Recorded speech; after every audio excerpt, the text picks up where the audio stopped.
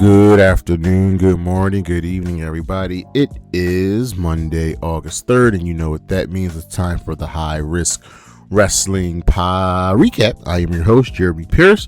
You know, you can check out the socials, Charismatic Creations on Facebook and YouTube, Charismatic_Creations52 on Instagram, and of course, the 215 on Twitter. And without further ado, let's get into the news. WWE fans rightfully so are angry with Ryan Garcia being put onto their television screen. His wife has a restraining order against him. He's incredibly racist, supports the KKK, and among other things. And WWE's policy is, if you're not locked up, then they don't care. The video of him joining the Judgment Day is one of the most downvoted videos of all time for the WWE. They just don't care. They don't care. Any publicity is good publicity. KJ Orso will be getting a WWE tryout match while they were in Minnesota. He's formerly of AEW. You may know him as Fuego del Sol. WWE NXT set to begin streaming live on the ESPN app under a new deal. They are officially heading to the ESPN app starting August 4th. The launch will include more than 800 hours of live sports program each year.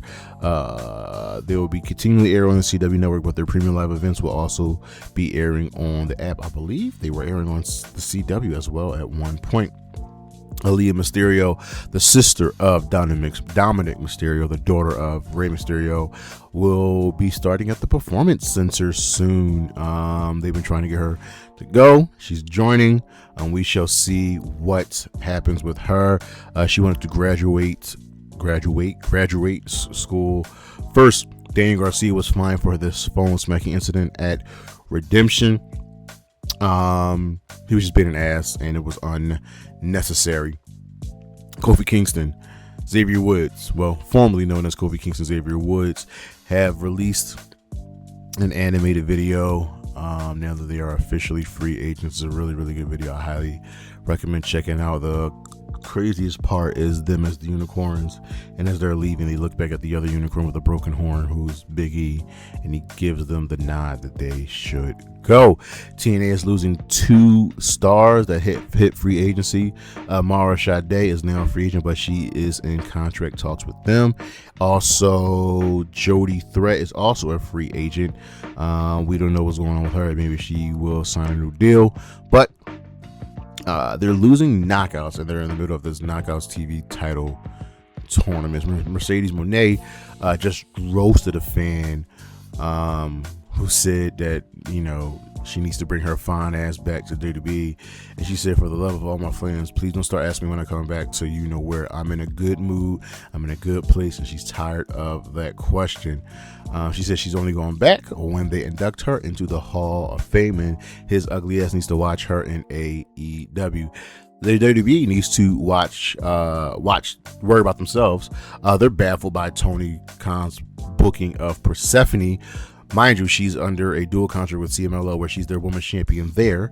She does get featured on AEW, but Tony Khan uses her for the full extent because she is a dual contract. But while they're worried about her, you have completely squashed Joya. You've ruined Jordan Grace. And Io Sky just got jobbed out to Liv Morgan at SummerSlam. You over here worried about Persephone. She's not signing with you guys. Wrestle Dream's date and location has been announced. It will be taking place Saturday, October 17th at the Financial Arena in Orlando, Florida. I believe, correct me if I'm wrong, this might be the second time they were in Orlando this year. Were they in Orlando earlier this year? They were not, but I feel like they were just in Orlando, or like a WWE show was just in Orlando. But that's good. Saturday reviews are back. Max Caster's contract is expiring. We don't know what's going on. Hopefully he resigns. I don't think they should have got rid of the best wrestler alive gimmick. It was just really, really good. On the injury side of things, Dragon Lee gave us an update on his thumb injury. He says he got x-rays and MRI. Doctor says he's a tear in his thumb. Well, he's not wrestling. He'll be out for at least 3 to 4 months.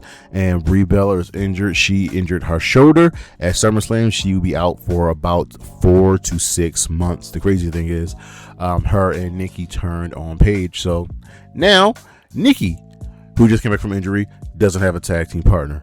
Go figure. We'll be right back with the weekend review.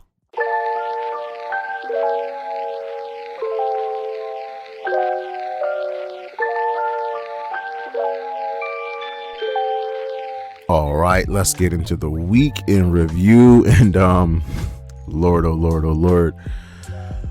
We started with Raw. This was the go home show for SummerSlam. This show gets a thumbs down.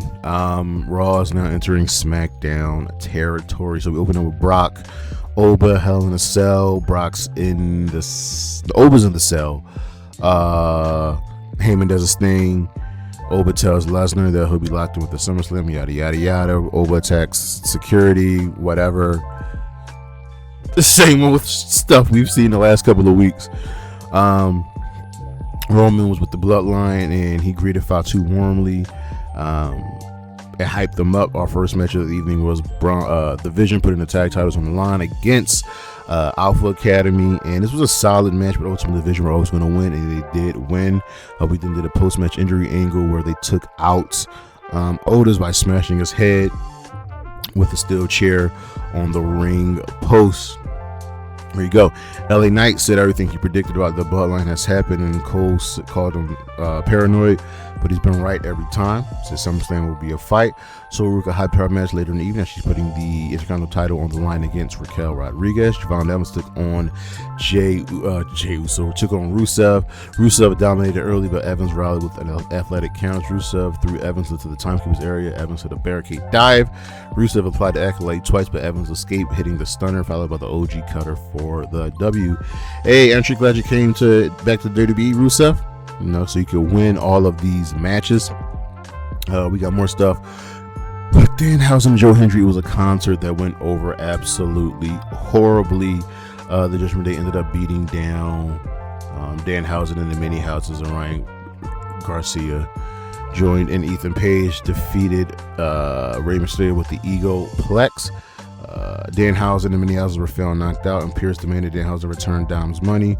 Danhausen suggested a human monies on the pole match, with Pierce agreed to. The Usos.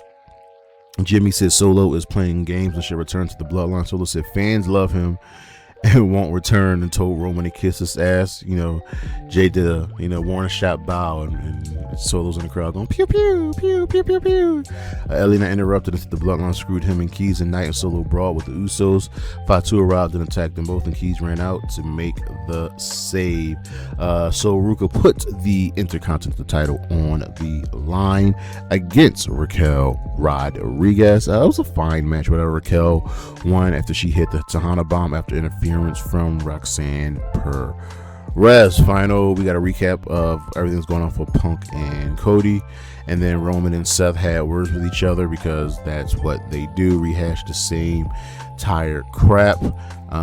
Seth said Roman's family will learn that their daddy's a fraud and a loser. Roman snap attacked Seth, speared him with the good steel chair, but then got caught with the curb stomp.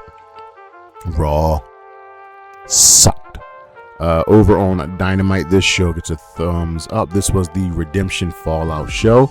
We got a video package of everything going on with Ospreay and Omega and the Death Riders.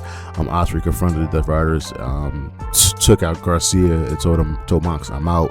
I appreciate everything, but I can't do things your way. Hangman approached Ospreay, offered his support, and Ospreay said he trusts no one. Hangman still encouraging for Wembley. Andrade put the national championship on the line against Nick Wayne and Jack Perry. Now, yes, Wayne and Perry did lose their redemption, so they really shouldn't be in this match. But I digress. It was a really, really great match. Real fun. Andrade controlled early, but Wayne and Perry traded momentum. Jack Perry was a house of fire, ladies and gentlemen. Wayne hit a Phoenix Splash. Perry broke up the pin. Andrade hit a spinning back elbow.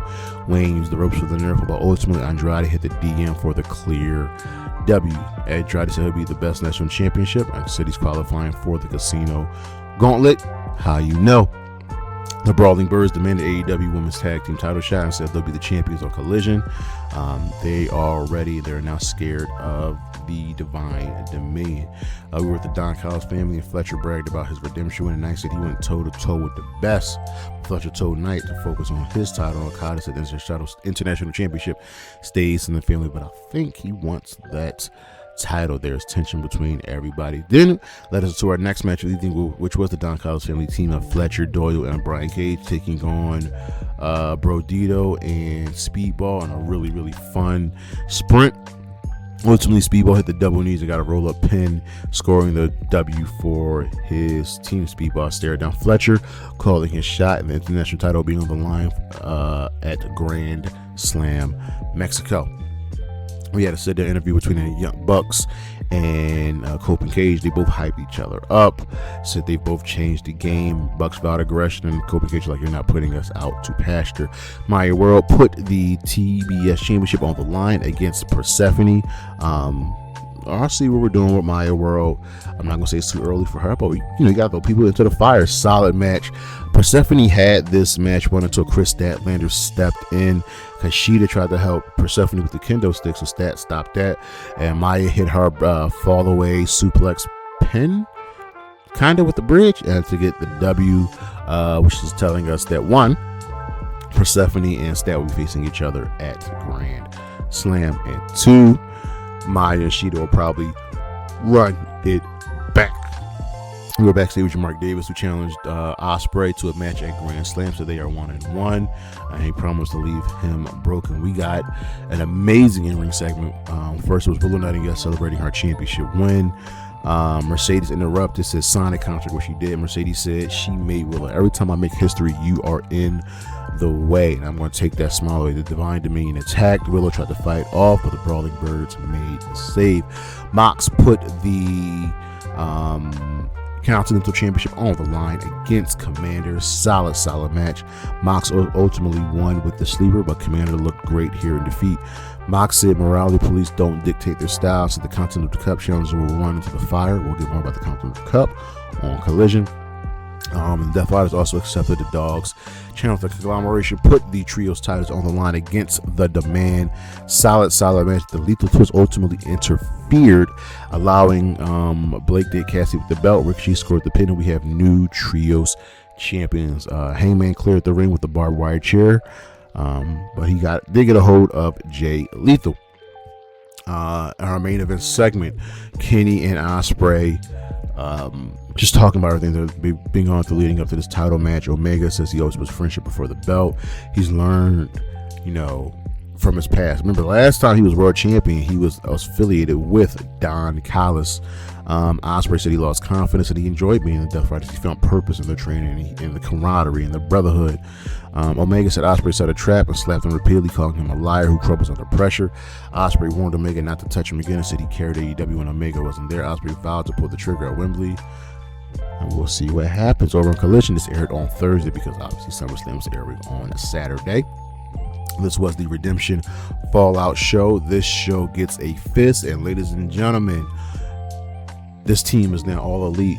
Chris Sabin, Alex Shelley, the Motor City Machine Guns are here in AEW. They said they are now home. Confirmed they are all elite in Detroit. Their hometown crowd loved them. My first match of the evening was the Demand putting the Trios titles on the line against the Rascalz. Now, I'm not going to say, a title change was inevitable or it was going to be quick because we saw what happened with the Dogs.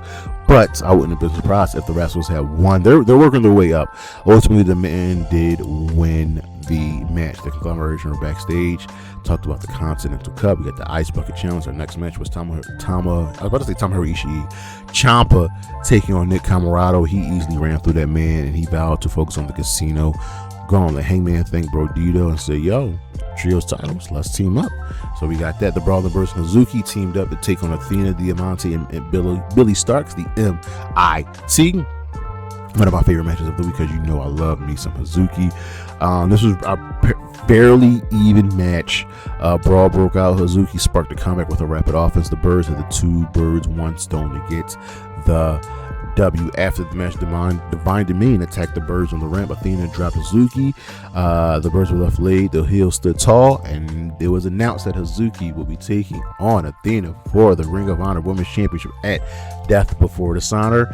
Yep, getting my tickets. I will be there. The band accepted the challenge from Brodito and Adam Page. Jay Lethal, Warren Commander, and Conglomeration completed the Ice Bucket Challenge. We're all honoring Rebel. We got more from Rhino and the Same Clown. Posse Death Riders took on the Bang Bang Gang. I believe this is an 8-man tag. Jay White still selling the injuries from the chain match. Ace Austin really impressed early. Death Riders Swarm got the upper hand. Colton got a hot tag, shifting the momentum. Juice countered Yuta for a flash pin, and the Bang Bang Gang got the W after the match. The Dogs attacked the Bang Bang Gang. MCMG hit the ring to chase the Dogs off. The Death Riders surrounded the ring with chairs. Mox called them off, and a 3-2 Yuma was landed on Finley. Faction warfare, I love it. And now we see where the Motor City Machine Guns fit into this. Chris Statlander won a squash match, plain and simple. She challenged Persephone to a match at Grand Slam, which was accepted. Speedball said Fletcher isn't at his best, challenged him to a fight alone. A brawl spilled out onto the stage, and Bailey stood tall after a moonsault with the knees, and Fletcher retreated, holding the title. I wonder if they're gonna do a title change at Grand Slam. And then we were with Kevin Knight, who claimed he's the best TNT champion ever. This is the best reign ever since Knockouts famous for the champions. He challenged any 3 former champions for Grand Slam Mexico.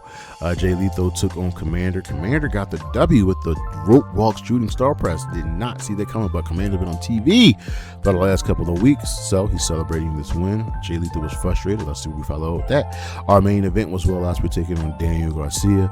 Ospreay controlled early. Garcia countered with submission, slowing the match down. Garcia locked in the sleeper repeatedly. Ospreay was able to escape, hit the hidden blade to win the match. After the match, Mark Davis attacked Ospreay. Rocky Romero and Trent Beretta joined in. Davis hit Ospreay with a chair shot. Ospreay tried to fight them off, but it was too much, and he challenged Mark Davis to a street fight at Grand Slam Mexico. Over on Impact, we are pushing towards Lockdown. It was great to have that event back in the building. Our first match was Ricky Sosa teaming up with Leon Slater to take on the System team of Eddie Edwards and Brian Myers. Solid match. Sosa and Slater got the W after Slater hit the Swanton 450 on Cedric Alexander. This was a 2-on-3 handicap match. Slater officially challenged Cedric Alexander for the X Division Championship at Lockdown. Ali demanded a full team meeting for Order 4. John Skyler tries to gather the group, but gets distracted by Mila Moore. I mean, she's pretty fine. Ali is getting frustrated. The Elegance brand Heather was unsure about what happens if she faces him at the tournament. The concierge remains confident. We got another ALS tribute for Rebel. She did spend time in TNA. We are all supporting Rebel. Thea Hale took Indy Hartwell in the Knockouts TV title tournament. Solid match, but Indy hit the Hurts donut to get the W. She won that joint clean. AJ Francis was collecting money for his injured valet. Rich Swann and BDE refused to contribute. In the ring, Casey Navarro reflected on last week's world title shot, says he's proved he belongs. The system interrupted and rejected Slater and Sosa's lockdown challenge. Casey Navarro stood up to him and got attacked, so Slater and Sosa made the save. Ali panicked over Rosemary's disappearance and said that she would face the Elegance brand alone, putting the titles on the line. Daria Ray said she would deal with it. Isaiah Brookshire gloated about last week's attack on Wendy Chu, and Wendy called her a coward. Santino booked Wendy versus Brookside for next week. Rosemary never showed up, so Ali put her tag titles on the line in a handicap match, getting herself DQ, but also retaining the championship. Ali attacked him as well, and she stood tall. Where is Rosemary? The Hardy celebrated their win against the Righteous last week. Nick and Ryan challenged them to a title shot at Lockdown. Looks like it'll be Nick versus Jeff for the world title at Lockdown. AJ Francis didn't get any money from the hometown man. Elijah stepped in. Santino booked Elijah versus Francis not next week, for the steel cage match at Lockdown. Daria Ray confirms that Rosemary Alvarez and Elegant Brand will also go down at Lockdown. And Daria Ray wants Harley Hudson Fire. Santino refused. Jada Stone took on Jody Threat. She defeated her to advance in the TV title tournament. Jason Hotch in the main event took on Mustafa Ali. This was for the International Championship. Solid match. Shockingly, Order 4 started the fracture mid-match. Jason Skyler hesitated to hit his partner. Tasha Steelz breaks up Ali's chi. Demi Moore brawls with Tasha Steelz. Ali hits a pile driver in the first 50, but Hotch refused to stay down. He hit Ali with a double stomp frog splash, and we have a new international champion, ladies and gentlemen. Over on SmackDown, this show gets 2 thumbs down, and I can't even remember the last time I gave a show 2 thumbs down. SmackDown was just bad. Finn spoke about winning and losing the world title. We got all the stuff with Finn and Sammy and Gunther, yada yada yada. Gunther attacked both Sammy and Finn and declared himself the rightful #1 contender. Gunther also threatened Adam Pearce, Baylor, and Sammy attacked Gunther, Gunther dropped them both. He was just good. Tiffany Stratton and Chelsea Green took on Michin and B-Fab. Chelsea fought back, tried to get some momentum, but Michin and B-Fab won. They're a bona fide tag team. Put the women's tag team titles on. Oh no, because Fatal Force just got them. Just let them keep getting W's. Charlotte stormed the ring and brawled with Jade, and Jade retreated after a brief exchange. We got Dom volunteered JD for a AAA Cruiserweight title match against Phoenix. Tala and Tama discussed leaving Solo. Haku, the legendary Haku, ladies and gentlemen, reminded them of their lineage. Damian Priest and R-Truth put this was title, supposed to be title for title versus the War Raiders, who are the AAA tag team champions, but the match ended in a double DQ after the Tongas attacked, just driving both of them off. Haku joined them on the stage. Will Haku be here to stay? Let's find out. Blah blah blah. Cody, Punk, Trick told Punk he's coming for him. Nick Aldis, we got a career retrospective of him. Trick and Baron Corbin. Trick called out Corbin. Corbin said he learned patience and Trick is overhyped. Trick fired back with the signature insult, so Corbin refused to fight before SummerSlam. Ray Phoenix defeated JD McDonough to retain the AAA Cruiserweight Championship after hitting the Mexican Muscle Buster. Sadly, Joya was squashed by Last Legend, who qualified for the ladder match at SummerSlam. This was not good. This was not fun. This was not pretty. I absolutely hate how they have used Joya. I hope she has now learned that, hey, WWE isn't all it's cracked up to be. Please come join us in AEW. Main event segment. Cody and Punk had words with each other, ended up fighting. Security broke them up. Yada, yada, yada. SmackDown fucking sucked. Our matches of the week, ladies and gentlemen, from the 5-star Grand Prix for Stardom, Saya Kamitani versus Starlight Kid. Please go watch this match. This is 2 of the very, very, very best out there. From Dynamite, Andrade Idolo versus Jack Perry and Nick Wayne for the National Championship. From Collision, The Man versus the Rascalz for the Trios titles. Also from Collision, Hazuki and the Brawling Birds versus the MIT. We got 3 matches, 3 of them things from the G1 Climax. Yota Tsuji versus Yuto-Ice. Yota Tsuji versus Ryohei, and Konosuke Takeshita versus Hirooki Goto. Our stars of the week, ladies and gentlemen: Raquel Rodriguez for becoming your new Women's Intercontinental Champion, Jason Hotch for becoming your new International Champion, Chelsea Green for becoming your new interim, well, not new, that's your interim Women's WWE Women's Champion, and Chad Gable for finally winning the Intercontinental Championship. And that is our show, ladies and gentlemen. Thank you for listening. Thank you for watching. Look on the screen what we got coming up. You know, you can check out the socials, Charismatic Creations on Facebook and YouTube, Charismatic_Creations52 on Instagram, and of course the 215 on Twitter. I see you when I see you. Peace.